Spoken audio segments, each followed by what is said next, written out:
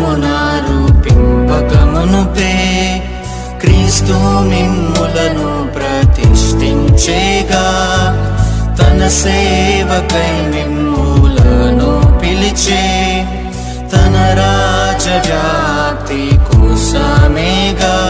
నమ్మకముగా ఆయనను సేవించి మంచి పోరాటము పోరాడితిరి, మీ పరుగును కడముట్టించితిరి, విశ్వాసమును కాపాడుకొంటిరి.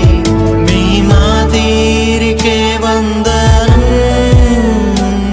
అది